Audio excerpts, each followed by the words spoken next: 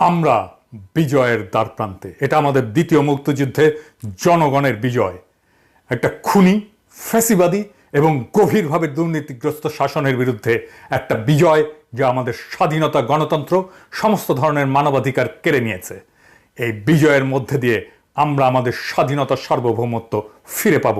যে স্বাধীনতা, সার্বভৌমত্ব, মানবিক আর নাগরিক অধিকার এবং জাতীয় মর্যাদা এই ফ্যাসিবাদী গণহত্যাকারী হাসিনা ভারতের পায়ে আত্মাহুতি দিয়েছিল শুধুমাত্র ক্ষমতায় থাকার জন্য এবং দেশের সমস্ত সম্পদ লুট করার জন্য। আমাদের জনগণ, বিশেষ করে আমাদের নির্ভীক ছাত্ররা এই বর্বর রাষ্ট্রদ্রোহী শাসনের বিরুদ্ধে জেগে উঠেছে। মহাকাব্যিক সংগ্রামে তারা আমাদের এই বিজয়ের মুহূর্তে পৌঁছে দিয়েছে। আগামী কয়েক ঘন্টা এবং আগামী কয়েক দিন জনগণ এবং একটা দেশ হিসেবে, একটা জাতি হিসেবে আমাদের ভবিষ্যতের জন্য খুবই গুরুত্বপূর্ণ। সশস্ত্র বাহিনীকে এখন ফ্যাসিবাদ থেকে স্বাধীনতায় উত্তরণকে ত্বরান্বিত করার জন্য তাদের উপরে অর্পিত পবিত্র দায়িত্ব পালনের জন্য আমি আহ্বান জানাচ্ছি, যেন তারা তাদের উপরে অর্পিত মহান দায়িত্ব পালনের মাধ্যমে আমাদের স্বাধীনতা, সার্বভৌমত্ব, জাতীয় মর্যাদা রক্ষার ক্ষেত্রে ভূমিকা রাখতে পারে। এই দায়িত্ব পালনের জন্যই আমাদের সশস্ত্র বাহিনী রয়েছে।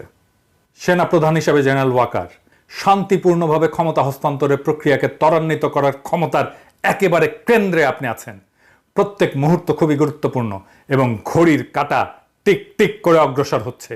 আপনাকে দ্রুত সিদ্ধান্ত নিতে হবে এবং কাজ করতে হবে।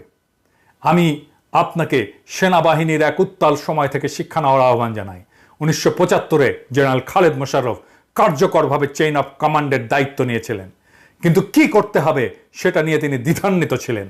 যেই পদক্ষেপগুলি তার নেওয়ার দরকার ছিল সেটা তিনি নেননি, অহেতুক বিলম্ব করেছিলেন।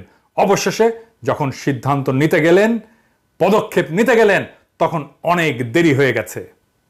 সে ভারতের পদলেহী এমন সন্দেহে তার নিজের বাহিনী তাকে হত্যা করে। অথচ আমরা জানি সে একজন সচ্চা জাতীয়তাবাদী ছিল, কোনোভাবেই সে ভারতপন্থী ছিল না।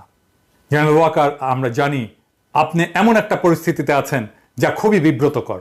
এই ফ্যাসিবাদী রক্তপিপাসু অবৈধ প্রধানমন্ত্রী আপনার আত্মীয় এবং তিনি আপনাকে এই পদে নিয়োগ দিয়েছেন। এটা আপনাকে দ্বিধাগ্রস্ত করতেই পারে, এমনকি অনিচ্ছুক করতে পারে তাকে ক্ষমতা ত্যাগ করতে বলার জন্যে, তাকে ক্ষমতা ত্যাগ করতে বলার জন্য চূড়ান্ত পদক্ষেপ নিতে। কিন্তু একজন অভিজ্ঞ জেনারেল হিসাবে আপনার এটাও বুঝতে পারার কথা যে বর্তমান ছাত্র জনতার গণ আন্দোলন, গণ অভ্যুত্থান শেখ হাসিনার পতনের আগে শেষ হবে না। এমনকি তাকে বাঁচানোর চেষ্টা করা বৃথা হবে। হাসিনাকে অবশ্যই যেতে হবে এবং আপনি তাকে ক্ষমতা ছেড়ে চলে যাওয়ার দরজাটা দেখিয়ে দিতে পারেন। আপনি যাই করুন না কেন, হাসিনাকে অবশ্যই বিদায় নিতে হবে। চলমান আন্দোলনের সময় আপনার কয়েকজন অফিসার যে গণবিরোধী ভূমিকা পালন করেছে, তার জন্য সেনাবাহিনীর মধ্যে ব্যাপক ক্ষোভ এবং হতাশা রয়েছে। পুরো প্রতিষ্ঠানটা তার সম্মান এবং আমাদের জনগণের বিশ্বাসযোগ্যতা অনেকাংশেই হারিয়েছে। যদি আপনি আপনার কাজ না করেন, তবে সেনাবাহিনীতে অনেকেই থাকবেন যারা অলস বসে থাকবে না এবং নীরবে কষ্ট সহ্য করে যাবে না। তবে যদি আপনি দ্রুত জনতার আকাঙ্ক্ষা বাস্তবায়নের জন্য অগ্রসর হওয়ার সিদ্ধান্ত নেন, হাসিনাকে শান্তিপূর্ণভাবে ক্ষমতা হস্তান্তরের জন্য বাধ্য করেন, তবে হাসিনার ফ্যাসিস্ট শাসনের অবসান শান্তিপূর্ণভাবে সম্পন্ন করা যেতে পারে।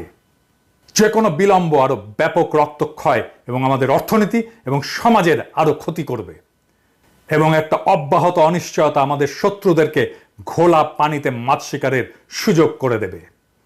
তাই আমি আপনাকে আপনার নিজের এবং জাতির ভবিষ্যৎ বিবেচনায় সঠিক পদক্ষেপ নিতে বলি। মেহেরবানি করে আপনার বাহিনী নিয়ে এগিয়ে যান এবং তাকে ক্ষমতা থেকে সরিয়ে জনতার হাতে ক্ষমতা হস্তান্তরের ব্যবস্থা করেন। জনগণের এই বিপ্লবী জাগরণের সময় আপনার ঐতিহাসিক ভূমিকা পালন করেন। আমাদের জনগণ সম্পূর্ণভাবে আপনাদের সাথে থাকবে। হাসিনার শাসন কার্যত মৃত। এখন এই শাসনকে সমাহিত করার কাজে আপনি হাত লাগাবেন। আপনি কি অপরাধী হাসিনাকে ক্ষমতাচ্যুত করার জন্য দ্রুত পদক্ষেপ নেবেন এবং আমাদের দ্বিতীয় মুক্তিযুদ্ধের একজন নায়ক হবেন, নাকি তাকে বাঁচানোর চেষ্টা করার জন্য একটা নিরর্থক এবং রাষ্ট্রদ্রোহী কাজে লিপ্ত হবেন? এই পছন্দ আপনার, এই সিদ্ধান্ত আপনাকেই নিতে হবে। আপনি এই একটা পদক্ষেপেই সেনাবাহিনীর হৃত গৌরব ফেরাতে পারেন, নয়তো জেনারেল খালেদ মোশাররফের দুর্ভাগ্যজনক পরিণতি বরণ করতে পারেন।